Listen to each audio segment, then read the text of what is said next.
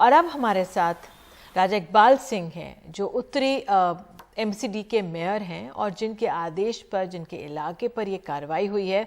इकबाल जी, बहुत बहुत धन्यवाद समय निकालने के लिए और एनडीटीवी इंडिया से जुड़ने के लिए। मेरा पहला सवाल यही है आपसे कि जहांगीरपुरी में हाल ही में इतनी हिंसा हुई है, इतना तनाव वहाँ पर बना हुआ है, क्या आज ये कार्रवाई, अभी इन्हीं दिनों कार्रवाई ज़रूरी थी? क्या संदेश देता है डिमोलिशन ड्राइव जो आपने आज ही चलाई है?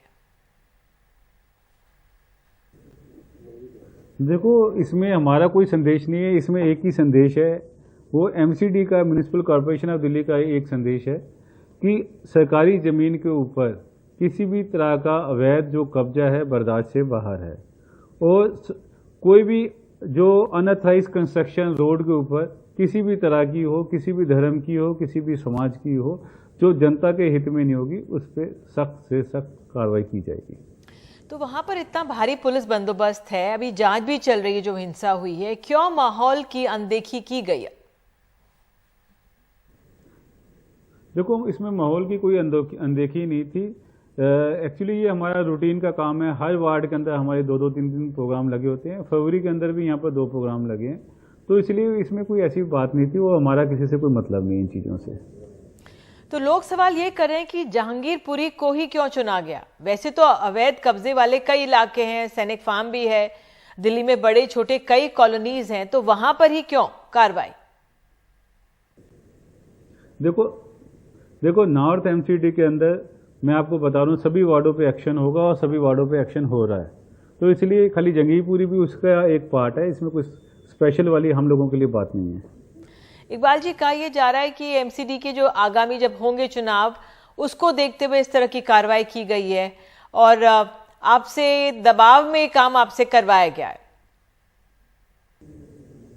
देखो, ऐसा है कि इसमें काम करवाने वाली कोई बात नहीं है। एमसीडी का एक नॉर्मल रूटीन है, जिस रूटीन में हम साफ सफाई करते हैं, सरकारी कब्जों को रोकते हैं, इलीगल कंस्ट्रक्शन को जो नॉनसेंस क्रिएट करती है कोई भी चीज़, उसको रोकते हैं। तो कौन करवाएगा, कौन करेगा, हमें तो इस बात का समझ नहीं आ रही। ऐसे लोगों की दुकानें तोड़ी गई जो कागजों के साथ कई बरसों से दुकान चला रहे थे, डीडीए की, और बाकायदा पैसे देकर वो उन्होंने अपने कागज भी दुरुस्त कराए थे। ऐसा है कि वहाँ पर जो आप उसका एक ही फेस देख रहे हैं, दूसरे फेस में जो कबाड़ी बैठे हुए थे जिन्होंने इतना नॉनसेंस क्रिएट कर रखा था, और वहाँ की जो आरडब्ल्यू, लोकल आरडब्ल्यू, वो इतने परेशान थे, लोगों को चलने में दिक्कत आ रही थी, ट्रैफिक जाम था। इन सब चीज़ों की निजात के लिए कबाड़ी भी ख़त्म करना था, कबाड़ भी ख़त्म करना था, हमें कोई ना कोई तो स्ट्रॉन्ग एक्शन लेना था। तो इसलिए एमसीडी ने एक एक्शन लिया और इस एक्शन में जो सरकारी ज़मीनों पे जो कब्जे थे कबाड़ियों के, वो भी हटाए और छोटे मोटे एक्शन लिए इसमें। तो इसमें इतनी बड़ी बात को हाइप। इकबाल जी, लेकिन दुकानदार ही नहीं, रेहड़ी वाले भी थे। महंगाई के इस दौर में गरीबों की जो रेहड़ियां थी वो तोड़ दी गई, क्या तोड़ना ज्यादा जरूरी था? उनको हटवा देते। देखो जी, ऐसा है कि सरकारी जमीन पे जो नॉनसेंस क्रिएट होगा किसी भी तरह का, वो टॉलरेट नहीं किया जाएगा और उस पर सख्त से सख्त एक्शन होगा। अब वहां पे जो जिनकी टूटी हैं, दुकानें टूटी हैं, वो कह रहे हैं हमें नोटिस भी नहीं दिया गया, जो कानूनी तौर पर जरूरी भी होता है। तो ऐसा क्यों नहीं, इसका पालन क्यों नहीं हुआ? हमने सारे नोटिस दिए, हम सारे नोटिस दिखा देंगे, माननीय कोर्ट को भी दिखा देंगे। मगर बात ये है कि अननेसेसरी एक बात को इतना बड़ा कर करना, तो मुझे समझ नहीं आ रही कि हम तो अपना काम कर रहे हैं। अगर आप इस चीज़ को जस्टिफाई नहीं मानते तो आप कहो हमें, अगर रोड के ऊपर हमने जो अवैध जो कब्जे हो रखे थे उसको उठाया, तो उसमें हमने क्या गलत किया? ये जनता ही की ये डिमांड है जो हम पूरी कर रहे हैं। जी, लेकिन आखिरकार सुप्रीम कोर्ट के दखल के बाद ही आप लोग आज रुके हैं, इनका स्टे मिला है। कोर्ट के ऑर्डर के काफी समय बाद तक कहा जा रहा है कि काम चलता रहा वहां पर।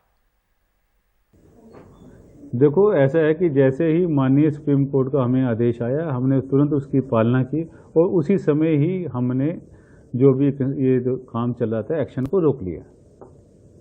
इकबाल जी, ऐसा नहीं कि डिमोलिशन ड्राइव पहली बार देश में हो रहा है। आपको याद होगा कि किस तरह से गुजरात में हमने सुना था साफ सफाई के लिए कुछ मंदिर मस्जिद तोड़े गए, बनारस में हमने देखा। लेकिन अब जिस तरह से बुलडोजर का इस्तेमाल किया जा रहा है, जिस तरीके से तोड़ा जा रहा है, असंवेदनहीन हो गए हैं? क्या हम भारतीय एक तरह से पूरा जिस तरह से वहां पे माहौल बना उसको बिल्कुल ध्यान में नहीं रख रहे हैं? देखो जी, हम लोगों के लिए सब बराबर है, हम सब भारतीय हैं, सब कहीं भी कोई, मगर ये है कि कोई भी आदमी जो कानून का पालन नहीं करेगा उस पर तो एक्शन होगा। जो आदमी लाल बत्ती क्रॉस करेगा उस पर चालान होगा। कोई वो किसी भी जात का हो, किसी भी धर्म का हो, लाल कोई आदमी गलती करेगा उस पर तो एक्शन होगा। जो सरकारी ज़मीनों पे कब्जा करेगा उस पर एक्शन होगा। जो इलीगल कंस्ट्रक्शन करके रोड ब्लॉक करेगा उस पर एक्शन होगा। तो बहुत बहुत धन्यवाद।